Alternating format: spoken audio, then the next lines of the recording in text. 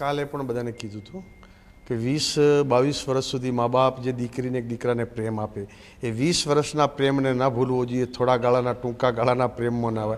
એટલે હંમેશા દિવસનું ભૂલ્યું હા જે ઘરે આવે એનો વાંધો ન હોય.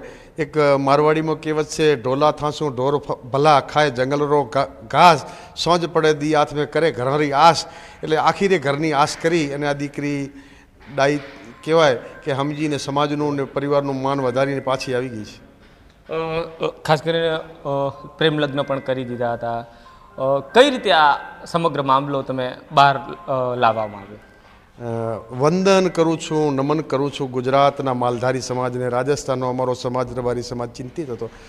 આ રબારી સમાજની એકતાના દર્શન છે, આ રબારી સમાજના સંસ્કારની તાકાત છે.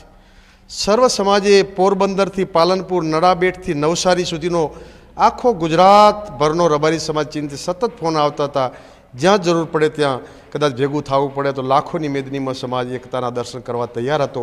અને સમાજની એકતા અને રબારી સમાજના આ પાઘડીની લાજ દીકરીએ પણ રાખી છે અને સૌ પંચોએ રાખી છે. એટલે દરેકનો આભાર. ખાસ કરીને પોસ્ટ ફેસબુક ઉપરથી, ઇન્સ્ટા ઉપરથી એમને ડિલીટ પણ કરી નાખી છે. સમાધાન કઈ રીતે થયું અને કઈ રીતે માની ગયા?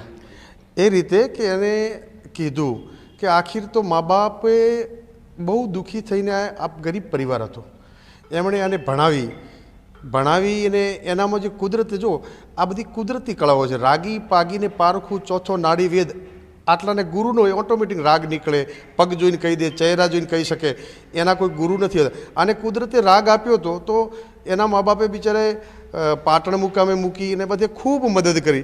તો એને આ વિનંતીઓ કરવાથી આ બધા વીડિયાન સમાજનો આક્રોશ જોઈ અને એને સમજણું કે ખરેખર મારે આ સમાજે જ મોટી કરી છે અને આવડું સ્ટેન્ડ આપ્યું છે. તો એ સમજી ગઈ, આ સમાજના પ્રેમને અને મા બાપના પ્રેમને સમજી અને પરત આવી ગઈ. ગઈકાલે તમે બેઠક પણ કરી હતી ગોવાભાઈ રબારીના, તમે સહિત રબારી સમાજના આગેવાનો હતા. શું નિર્ણય, કાલે શું નિર્ણય કરવામાં આવ્યો હતો? કાલે એ નિર્ણય હતો કે આપણા આન બાન ને શાનનો સવાલ છે. દીકરી એ લક્ષ્મીનો અવતાર છે. આપણી દીકરી કે દીકરો ક્યારેય બીજા સમાજનો દીકરી આપણે લાવવી નથી. આપણા સમાજની દીકરી બીજા સમાજમાં જાય તો આપણી આ સામાજિક રબારી સમાજની સંસ્કૃતિ પરંપરા તૂટી જાય. એના માટે જે કરવું પડે અમારા આગેવાને નક્કી કરેલ હતું.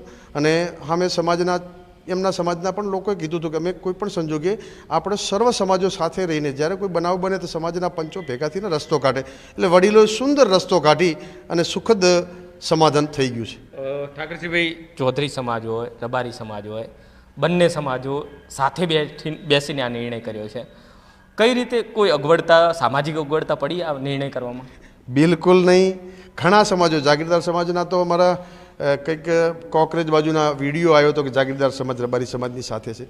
ઘણા સમાજો ફોન કરતા હતા, જ્યાં જરૂર પડે એ અમે મદદ કરશું.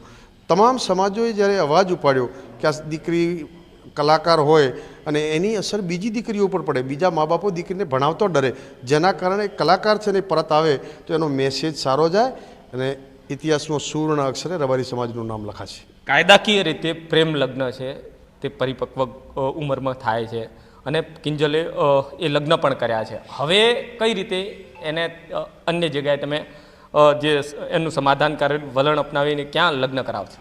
આપણી સનાતન ધર્મની સંસ્કૃતિ છે. સીતાજીનું રાવણે હરણ કર્યું તો સીતાજીને પણ પરત લાયા હતા. એમ આ દીકરી નાદાનીમાં ભૂલી ગઈ છે, પરત આવી છે તો સમાજ એ જ રીતે જેમ રામે સીતાજીને સ્વીકાર્યા એમ અમે પણ આને સ્વીકારી લઈશું. સામે પક્ષે કોઈને વાંધો હતો? બિલકુલ નહીં.